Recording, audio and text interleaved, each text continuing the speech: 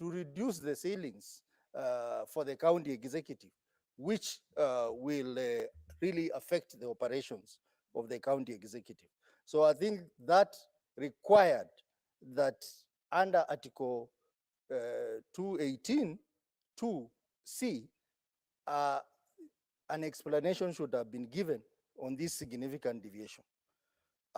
Madam Speaker, the schedule also does not indicate how much has been spent.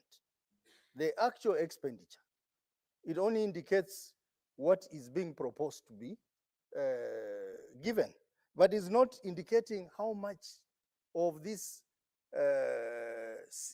has been spent so far. I think it's important so that we know which particular county executives or county assemblies are violating the ceilings. That information is not provided here, and I think the committee should demand for that information so that Senate can begin to act on those county assemblies and county executives that violate the ceilings. And maybe the increase in the ceilings is suggesting that maybe the ceilings that we have given are not realistic. The issue of the legal services, Madam Speaker, I want to agree with the committee that counties should have their own legal departments so that these cases, some of them are handled internally. Whereas we agree that Kenyans have become very litigious, but it will be cheaper and more efficient if we had a legal unit within the counties so that some of these cases can be handled internally. We know counties are spending a lot of money on legal costs, and it has become a cash cow for people in the county attorney offices to make money using legal provision of legal services, getting their friends hired to represent counties, and they all went to school. They all went to the same law school, and they should be able to handle these cases without having to engage external lawyers to do it at a higher cost.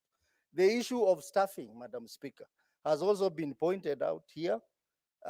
Some counties requested for more staff, but you see, we have a capping at 100 employees. And I want to agree with the committee that CRA and county assemblies forum, they should engage so that to ensure that there is a review of the staffing levels within 6 months of tabling of this report. I think that will be very important because some county assemblies have overemployed people, and that affects the utilization of the funds that we give them. The issue of the committees, the numerous committees that we have in the county assembly, I think we need to cap them. The guidelines require that the maximum number of committees should be 14. And I want to agree with the committee that if you want to allow them more, then it should only be capped at 18 or lower, Madam Speaker, because the higher number of committees means higher expenditure, and also the composition of these committees.